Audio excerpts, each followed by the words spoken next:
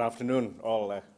Thank you for inviting me. Thank you, Minister, for those inspiring words, absolutely appropriate about what's happening in Africa right now. And I thank the Institute for inviting me, for Irish Aid, for having me give this talk this afternoon. The title of my talk is about Africa, so pathways to inclusive, sustainable development, of which the private sector plays a part. Let me start off this way. You know, we have a view of Africa because that's our mandate, but also we have a view of the world because we believe the world is impacting on Africa. So what we see globally, certainly what I see, is the convergence of three crises, what I call a perfect storm. So what you have is initially we had a banking crisis, that's one. And now we've got a sovereign debt crisis, it's become more evident. And third, we have a crisis of low growth and no jobs.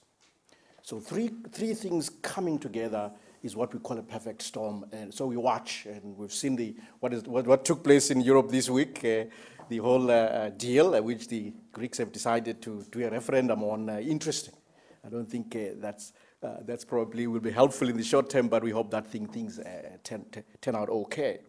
And what we see basically is Europe focusing more on stabilization, which it should, stabilize the situation, and less on growth and structural reforms. I guess that will be the second phase, and that's what is required. All of that is impacting on Africa. But I must say that Africa is looking okay. And in my talk, I'll have three sections, which is what Africa looks like now. What will it look like going forward? We go 50 years and so forth. And what are the challenges and what's the different roles as a bank for us? What should we be doing and what should our partners be doing?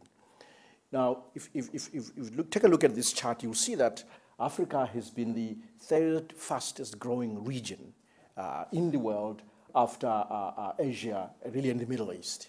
So it's done very well in the last 10 years. And in fact, coming out of the financial crisis, Africa was growing something like 6.2%, and it dipped to about 2.6% in 2009, and then it came back up. And last year we recorded 4.9%, and this year we expect something like 5.7%, and next year an average rate of growth of the order of more 6.1%, above 6 again. So quite robust, resilient growth in the last 10 years. And I think that has got to do with some of the partners who have done a good job in helping Africa. I must say that the African economy is still small, by the way, by global standards. Its size is about 1.7 trillion. I'm going to use American dollars because that's what we use, and which is the same size as the whole of Brazil or Russia. But the population is 1 billion people at least. So population, economic size, you can see that the income per capita can only be smaller by definition. So, and what's been missing in this strong growth in Africa is really what I call inclusive growth, which really explains the Arab Spring. And it's inclusion in many dimensions. I'll come to this in a moment. So it's good growth, strong growth, but not inclusive.